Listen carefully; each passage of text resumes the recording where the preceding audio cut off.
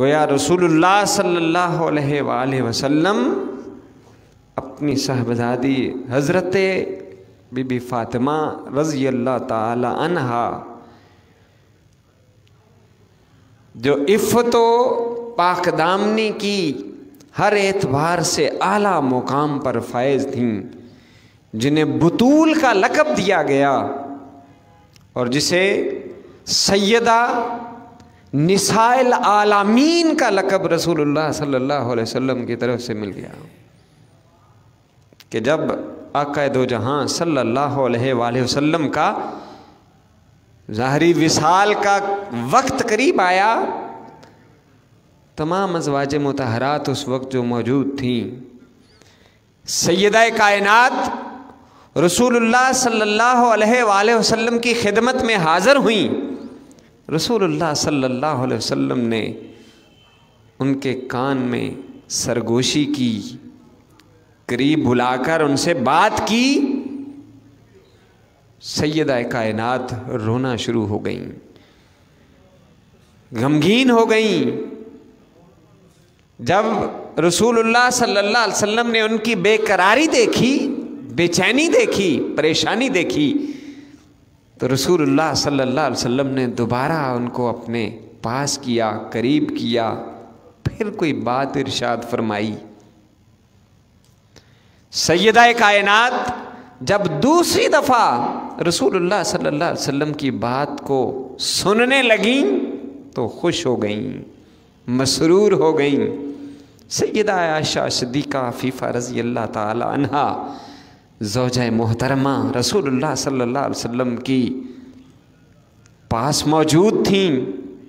تھوڑا الگ ہو کر پوچھا کہ رسول اللہ صلی اللہ علیہ وسلم نے کون سی ایسی بات کی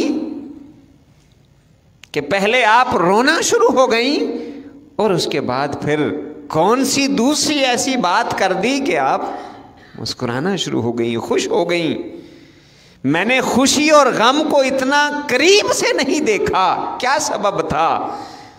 سیدہ کائنات نے کہا کہ میں رسول اللہ صلی اللہ علیہ وسلم کے راز کو افشا نہیں کر سکتی، رازداری سے مجھے بات بتائی تھی۔ وقت گزر گیا اور رسول اللہ صلی اللہ علیہ وسلم کا وصال مبارک ہو گیا، آپ پردہ فرما گئے۔ پھر سیدہ عائشہ صدیقہ رضی اللہ تعالی عنہا نے پوچھا ایک دن کہ میرا تم پر جتنا بھی حق ہے اس حق کے بدلے میں تم سے یہ پوچھتی ہوں کہ رسول اللہ صلی اللہ علیہ وسلم نے کون سی بات آپ کو بتائی تھی کہ آپ رو پڑیں اور کون سی بتائی تھی آپ خوش ہو گئیں؟ سیدہ کائنات نے کہا کہ ہاں آج میں تمہیں بتاتی ہوں۔ پھر ارشاد فرمایا کہ جب پہلی دفعہ رسول اللہ صلی اللہ علیہ وسلم نے میرے کان میں آہستہ سے جو بات کی تھی جس کی وجہ سے میں رو دی تھی، وہ حضور صلی اللہ علیہ وسلم نے اپنے اس ظاہری وصال کی طرف اشارہ کیا تھا کہ اس سال ہر سال جبریل علیہ السلام میرے ساتھ قرآن کا دور کرتے ہیں رمضان المبارک میں، اس سال 2 مرتبہ انہوں نے دور کیا، قرآن سنا اور سنایا، اور مجھے لگتا ہے کہ